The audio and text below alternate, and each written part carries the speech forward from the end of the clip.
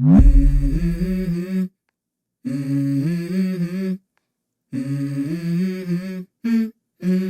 go. Alors dernièrement, elle était un peu dans la sauce sur les réseaux sociaux. Elle a tourné partout en radio avec son hit Alibi en featuring avec Sevdaliza et Pablo Vittar. Elle a clôturé la cérémonie des JO de Paris dans un My Way complètement féerique au Stade de France. Égérie des plus grosses marques mondiales comme Balenciaga, L'Oréal ou encore Balmain. De ses débuts de chanteuse bonne élève à la nouvelle star sur D8 jusqu'à l'artiste internationale, expérimentale et grande gueule qu'on connaît maintenant, dans cette capsule musicale, on parle d'Iseult. Alors salut à tous, je suis ravi de vous retrouver enfin pour le retour des capsules musicales. Sur ma chaîne YouTube, c'est une série de vidéos où on fait un focus, je fais un focus sur un artiste ou un événement majeur de l'industrie musicale. Et aujourd'hui, comme vous l'avez vu dans l'intro et dans le titre, on va parler de la carrière de Iseult.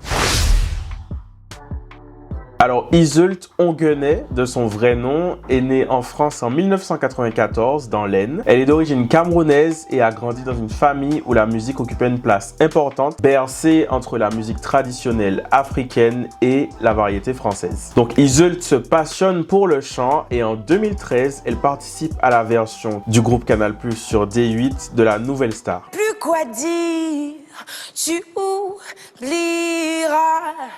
Tu oublieras.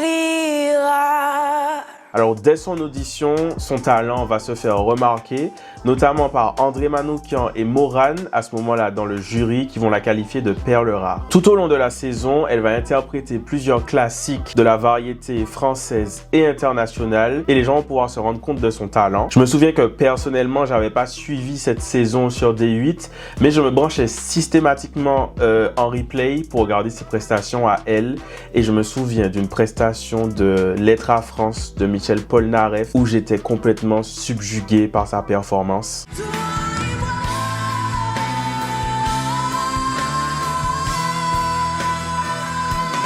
Le jury aussi était complètement stupéfait et je me souviens, j'écoutais ça et j'étais en mode Manzel a un talent de zinzin. Mais au-delà du talent de zinzin, genre dans ses capacités vocales, elle a un coffre de malade mental. Elle a une capacité de projection. J'étais en mode, mais en fait, dépose le micro, t'as pas besoin du micro, je suis sûr tu déposes le micro, on t'entend aussi bien. Mais malgré tout ça, quand tu la regardais à l'époque dans l'émission, tu sens que c'était seulement le petit bout, c'était la pointe de l'iceberg. Et tu sentais que la dame en a sous le pied et que pour l'instant, c'est un peu un travail de bon élève. La gentille petite fille avec ses robes de chez Promode et ses jolies nattes bien tressées qui venait sur les primes faire des bonnes performances en écoutant les conseils du jury et qui fait en gros ce qu'on lui demande de faire, sauf qu'elle le fait très bien. Vous le sentez venir avec des performances aussi bonnes sur l'émission. Elle est allée très loin dans l'aventure. Elle arrive jusqu'en finale. Ça reste un télécrochet. On est en France. La majorité des gens qui votent pour les télécrochets, ce sont les femmes et les jeunes femmes. Donc c'est le Minet à la guitare qui a remporté l'émission et Iseult a terminé deuxième. Mais comme on l'a déjà vu plusieurs fois dans ce genre de télécrochet, gagner ne veut pas dire faire carrière. Et l'inverse est véridique également. On va prendre l'exemple d'Amel Bent qui n'avait pas remporté sa saison de la Nouvelle Star. Pourtant, il n'y a pas plus loin qu'il y a genre 2-3 ans, elle était numéro 1 du top album avec son dernier album en France. Donc Iseult, qui était très talentueuse déjà à l'époque, pendant l'émission qu'elle n'a pas remportée, elle s'est quand même fait remarquer par le jury, par les gens dans le milieu, par le public et surtout par l'industrie musicale. Et c'est ainsi qu'après son passage dans l'émission, elle va signer chez Polydor de la maison de disques Universal Music France et le but ça va être de capitaliser sur sa popularité, sur son talent et de sortir très rapidement un premier album solo. Elle se retrouve alors en studio avec un collaborateur de renom, Emmanuel Da Silva, qui est très connu dans le milieu des auteurs-compositeurs en France, qui a déjà collaboré notamment avec Jennifer, qui avait remporté un autre télécrochet en France. Donc ils n'auront que quelques semaines pour réaliser et produire cet album, ce qui laisse très peu de place à Iseult pour expérimenter et pour asseoir et développer carrément sa vision artistique. Parce qu'en gros, on la met en studio avec un collaborateur qui a de la bouteille, qui sait ce qu'il fait, fait, il sait où il va et très vite, en fait, l'album, il est bouclé sans que Iseult ait vraiment eu l'occasion d'avoir un mot à dire. Et c'est ainsi que le morceau La Vague va voir le jour. Hey, mais regarde autour de toi, même si n'est pas si. Alors La Vague, c'est le premier single officiel d'Iseult et c'est un morceau qui va complètement donner le ton à l'album. C'est un morceau qui est frais, c'est un morceau qui est pop, c'est un morceau qui est savamment produit, écrit avec subtilité, pertinence et interprété avec brio par Iseult. On reconnaît très clairement la patte Da Silva. Puis c'est au tour de l'album de voir le jour. Il s'intitule très sobrement Iseult. Et donc c'est un premier album éponyme composé d'une dizaine de morceaux qui ont tous été enregistrés au cours des quelques semaines allouées à la production de l'album. On y retrouve un univers pop et mélancolique, mêlant des sonorités modernes à des textes introspectifs. Je sais pas si c'est un album que vous connaissez, mais si vous le connaissez pas, allez écouter cet album. C'est pour moi l'un des meilleurs albums pop de cette période-là en France. Mais malheureusement, bien que qualitativement l'album ait été salué pour son élégance et sa qualité, c'est un projet qui ne va pas rencontrer de succès commercial puisqu'il va s'écouler à moins de 10 000 exemplaires. Pour la défense d'Iseult, et d'un point de vue extérieur qui n'engage que moi, quand on regardait un peu la promotion de l'album et sa carrière à ce moment-là, on avait un peu l'impression qu'elle était lâchée dans la nature par son label. Moi, j'avais l'impression que le label s'était dit, cette meuf, c'est un espèce de diamant brut qu'on a vu dans l'émission. On voit qu'il y a un engouement autour d'elle. On voit qu'elle est talentueuse. Donc, on va la signer parce que c'est une artiste à avoir dans son écurie. Sauf qu'en fait, une fois qu'ils l'ont signée, il n'y avait pas vraiment de stratégie de développement et de mise en valeur autour du projet Iseult. En gros, sur le fond, on lui refourgue un collaborateur. Alors oui, c'est un collaborateur très talentueux et c'est un collaborateur de renom, mais on lui refourgue le collaborateur, il s'enferme pendant plusieurs semaines en studio avec l'objectif et la mission de produire un album le plus vite possible. Et alors sur la forme, j'ai l'impression qu'ils n'ont jamais réussi à valoriser Iseult en tant qu'artiste à travers son image. Que ce soit les pochettes de clips, de singles, les performances, la promo, sans que rien ne soit jamais foncièrement mauvais ou de mauvais goût, on sent qu'on est resté sur des choses très simplistes, très standards, voire carrément spartiates par moment. Je me souviens par exemple du clip de des singles de l'album qui s'appelle Summer Love, qui est d'ailleurs une de mes chansons favorites sur l'album. Pour le clip de Summer Love, en gros, Iseult s'est retrouvé avec son vidéaste dans un champ, tous les deux, et ils ont pris des images dans le champ et c'est ça le clip. Tu me rends folle. Pareil pour la promo et les prestations live. Par exemple, je pense qu'il y a des choses plus valorisantes et plus vendeurs pour un artiste que de chanter son nouveau single dans les jardins de D8 à 12h30. Et c'est la dure loi de l'industrie musicale parce que les maisons de disques, ce sont avant tout des entreprises et une entreprise, ça doit faire de l'argent. Et vu que l'album d'Iseult a contre-performé commercialement, la maison de disques abandonne le projet petit à petit et Iseult se retrouve seule face à elle-même. Donc il n'y a plus vraiment de promo autour de l'album, on coupe le budget donc il n'y a plus de clips, il n'y a pas de tournée pour promouvoir ou défendre l'album sur scène. Elle va seulement faire quelques petites scènes à droite à gauche, dont notamment des scènes en première partie d'autres artistes et un concert solo en tête d'affiche à la Bellevilloise. Concert qui était d'ailleurs l'occasion de rappeler que, alors ok, mon album s'est pas vendu, mais je chante ma race.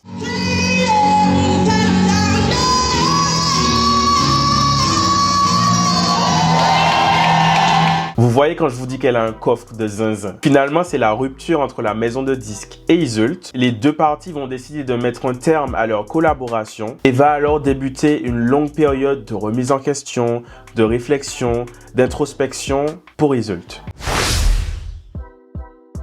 Donc on l'a très bien compris depuis le début, la musique c'est la passion d'Iseult et elle compte pas abandonner. Donc elle a eu du temps pour faire une introspection, pour réfléchir, pour monter des stratégies. Elle va décider de s'autoproduire en artiste indépendante. Ce qui va lui permettre de jouir d'une certaine liberté, d'expérimenter, de se découvrir en tant qu'artiste et de définir un son et une vision artistique. Ce qu'elle n'avait pas eu le temps de faire sur son premier album en maison de disques. Et donc dans la continuité de cette stratégie d'indépendance hors des formats des labels traditionnels, elle va créer son propre label, Triple I ou III, et elle va s'associer à Believe, croire en ses rêves, pour le management et la distribution. C'est ainsi qu'en 2019, 4 ans après l'échec de son premier album, on assiste à la renaissance de Iseult. Plus rien à prouver à part faire de l'oseille. Donc on la redécouvre ou on la découvre avec le single Rien à prouver. C'est le premier single issu de son projet de l'époque. Et dans ce morceau, elle lève le voile sur pas mal de choses, pas mal de difficultés qu'elle a rencontrées avec sa famille. Maman était là et les grands frères aussi. Tout le monde était là mais personne n'a rien dit. Ou encore celles rencontrées dans le milieu de la musique. De maison de disques en maison close.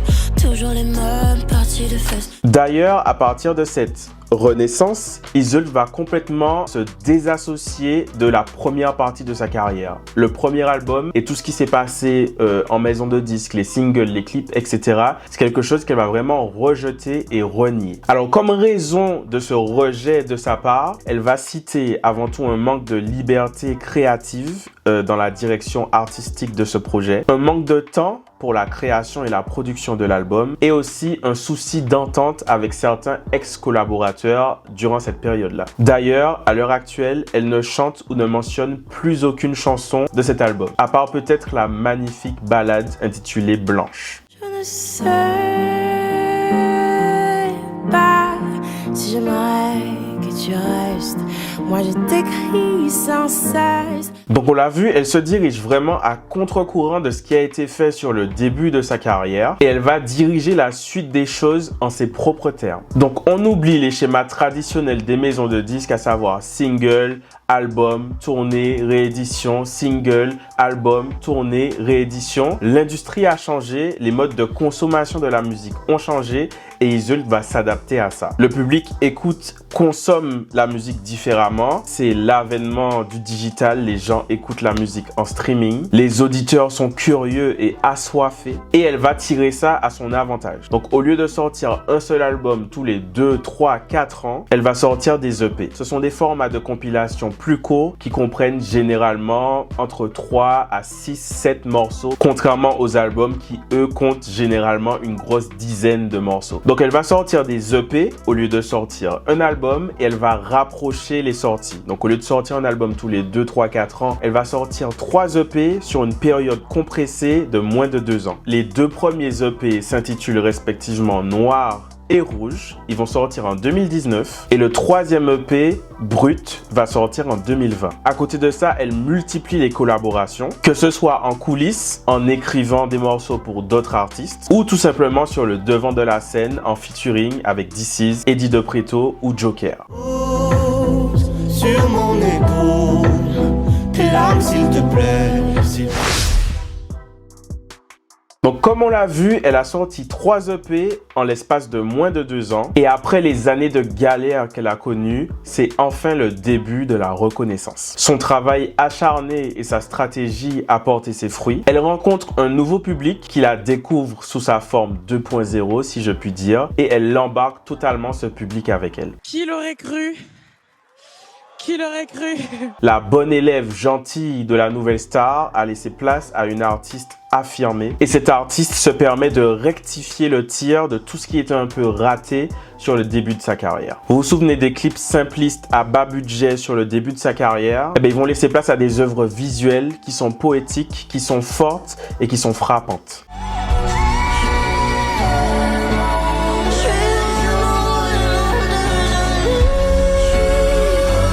Les prestations live dans le jardin de D8 à 12h30 vont laisser place à des prestations élevées, léchées, interprétées grandiosement dans les médias les plus prestigieux. Ton prénom est indélébile dans mes pensées. Les petites robes de chez Promode vont laisser place aux créations des plus grandes maisons de couture, Balmain, Balenciaga, Mugler. Et finalement, pour la première fois de sa carrière, le succès critique va rencontrer le succès commercial. J'ai perdu la tête. Où est le chemin de ma maison? Le morceau Corps, tiré de l'EP Noir, va devenir disque de diamant. Elle remportera le prix de révélation féminine de l'année à la cérémonie des victoires de la musique après un nouveau tableau fort de symbolisme. Alors, personnellement, autant j'ai bien apprécié les deux premiers EP, Noir et Rouge, autant quand elle a sorti Brut, je me suis pris une claque monumentale.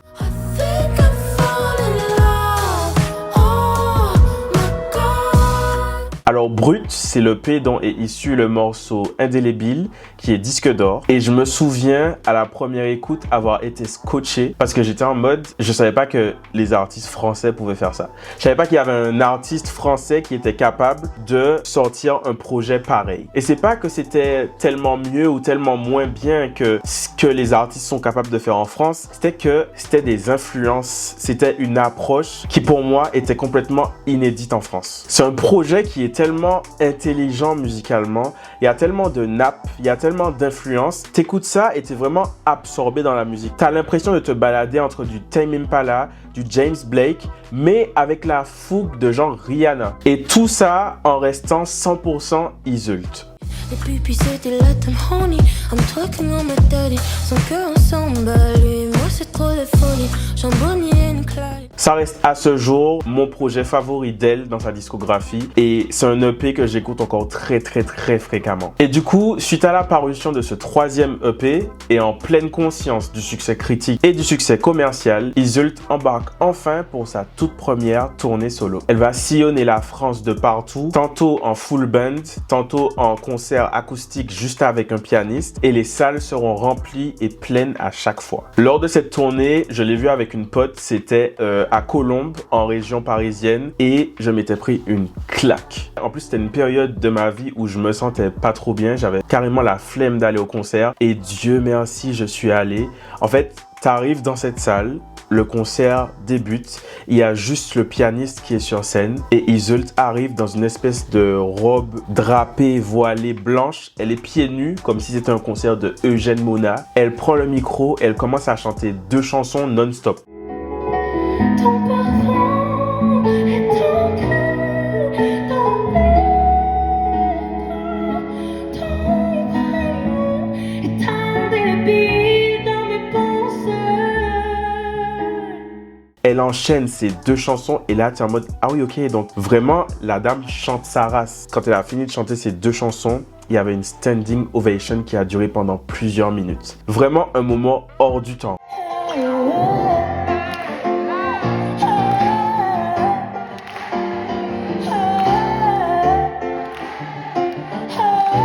Pour les gens qui regardent cette vidéo et qui sont pas peut-être familiers avec Iseult ou qui l'apprécient pas forcément par rapport à ses prises de parole, on va y venir. Allez la voir en concert. Allez la voir en concert et je vous promets que même si vous avez du mal avec la personne, l'artiste va vous mettre d'accord sur scène. Vous allez prendre une claque. Après cette consécration, victoire de la musique, tournée à guichet fermé, disque de platine, disque d'or, Iseult va avouer vouloir toucher l'international et collaborer avec des artistes de la scène mondiale. À ce moment-là, elle va commencer à enchaîner les allers-retours entre l'Europe et les États-Unis et profiter de cette période pour étoffer un petit peu plus son carnet de collaborateurs. Ça va lui permettre de pousser encore plus sa musique et sa vision artistique et surtout d'expérimenter hors des formats à succès du marché français. Elle va ainsi collaborer avec plusieurs artistes de la scène internationale tels que Kanye West, Pablo Vittar, Sef Dalisa ou encore Rema sur l'excellent titre Wine.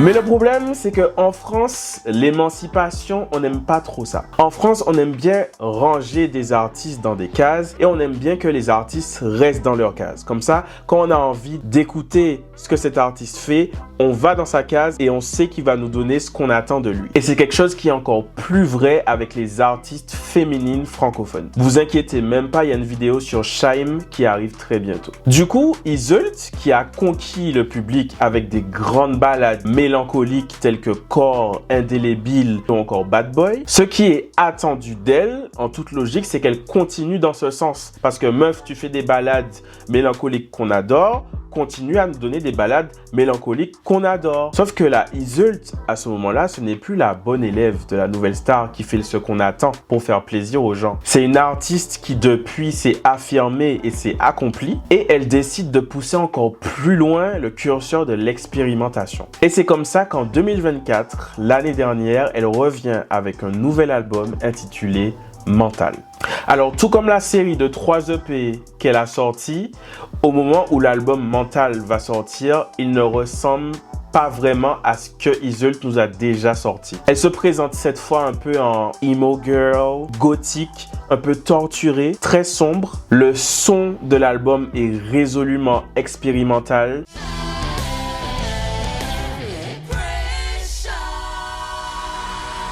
Tantôt punk, tantôt rock, tantôt reggaeton. Honnêtement, c'est un album qui est très dense et qui mérite plusieurs écoutes pour être digéré et apprécié. À la première écoute, t'écoutes l'album et tu sais que typiquement, c'est pas le genre de choses que tu vas entendre à la radio. Mais prendre le risque d'expérimenter sa vision, c'est aussi ça, être un artiste. C'est souvent prendre le risque de vouloir emmener les gens dans un univers dans lequel ils n'étaient pas prêts à aller ou ils ne voulaient pas aller. Je me souviens la première écoute de l'album, j'étais en voiture avec mon copain et Acteur était perturbé. Acteur me regardait en mode mais quelle est donc cette fantaisie?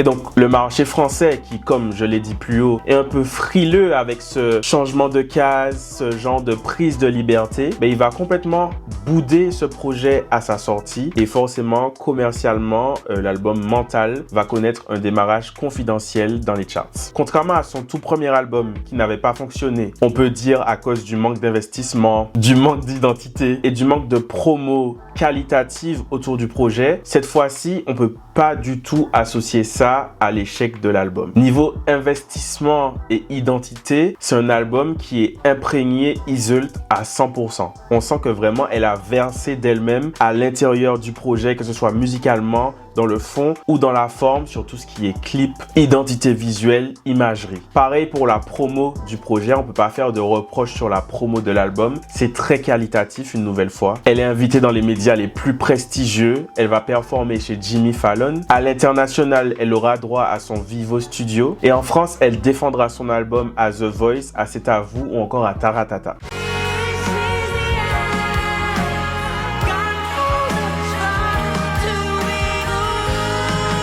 Disons que cette fois-ci, tout a été fait du côté de l'artiste pour défendre son projet de la plus belle des façons. Sauf que, comme je le disais, un projet aussi déroutant ne va jamais se vendre aussi facilement qu'un album pop plus accessible et mainstream. Et donc, Iseult, qui n'a plus sa langue dans sa poche, va utiliser les réseaux sociaux et plus particulièrement Twitter pour faire part de son mécontentement et de son incompréhension quant aux performances commerciales de son projet. Donc il y a ce tweet qui a beaucoup tourné où elle dit « Mental est l'un des meilleurs projets sortis en France cette année. Ceux et celles qui ne sont pas d'accord, étouffez-vous. » Alors pour ceux comme moi qui suivent sa carrière depuis plusieurs années, on sait que la dame n'a pas sa langue dans sa poche. Un peu à l'image d'une Rihanna ou d'une Doja Cat, elle va dire ce qu'elle pense sans se soucier de savoir si ça va froisser ou pas les gens. Ce qu'elle pense, elle le dit et elle s'en fout. Et donc, par le passé, il y a déjà eu des épisodes où elle a été piquante, notamment son passage dans le jury de Destination Eurovision avec, je crois, Nicoletta.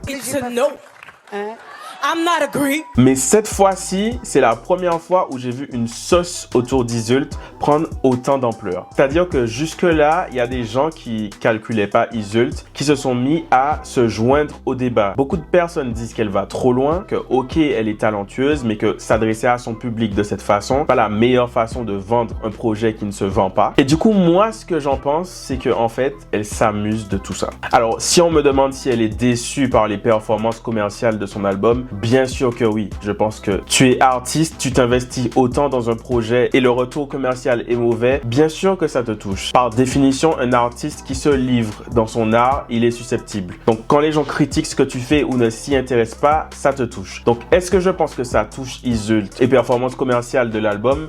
Oui. Est-ce que je pense que ces rants sur Twitter, c'est un peu pour show off et c'est du jeu et qu'elle s'amuse de tout ça? Oui. Moi, je pense que cette série de tweets, c'est de la provocation et que tout le monde est en train de tomber dans le panneau. Parce que la vérité, c'est que en bien ou en mal, maintenant, les gens parlent d'elle. les gens parlent de cet album et que plusieurs personnes qui ne la connaissaient pas jusque-là la découvrent. Moi, je pense que c'est un coup de com'. Et la vérité, c'est que sans cette affaire de tweet de sauce sur Twitter, je sais pas si moi j'aurais fait une vidéo sur elle. Pourtant, c'est une artiste, comme je vous ai dit, que je suis depuis plusieurs années. Et je sais pas si vous, sans cette sauce sur Twitter, vous auriez cliqué sur cette vidéo. Alors, certains diront qu'elle est dérangeante ou qu'elle est dérangée. Moi, je dirais juste qu'elle est pas bête. Et ben voilà, cette capsule musicale est maintenant terminée. Merci à vous d'avoir regardé ça jusqu'ici. J'espère que ça vous a plu. Les capsules musicales sont de retour sur ma chaîne cette année. Donc si vous découvrez ma chaîne avec ce format, sachez qu'il y aura plus de vidéos sur le même format cette année. Donc abonnez-vous si ce n'est pas encore fait. Il y a une capsule musicale qui arrive très bientôt sur Shime. Si vous avez regardé cette vidéo en journée, je vous souhaite une bonne journée. Si vous l'avez regardée en soirée, je vous souhaite une très belle soirée. Et je vous donne rendez-vous dimanche prochain, 17 h au même endroit, pour une nouvelle vidéo. Let's go. La vidéo que tu étais en train de regarder est maintenant terminée. Mais c'est pas grave, tu peux toujours regarder celle-là. Tu peux aussi écouter ma musique en cliquant juste là. Et surtout, tu peux t'abonner juste ici.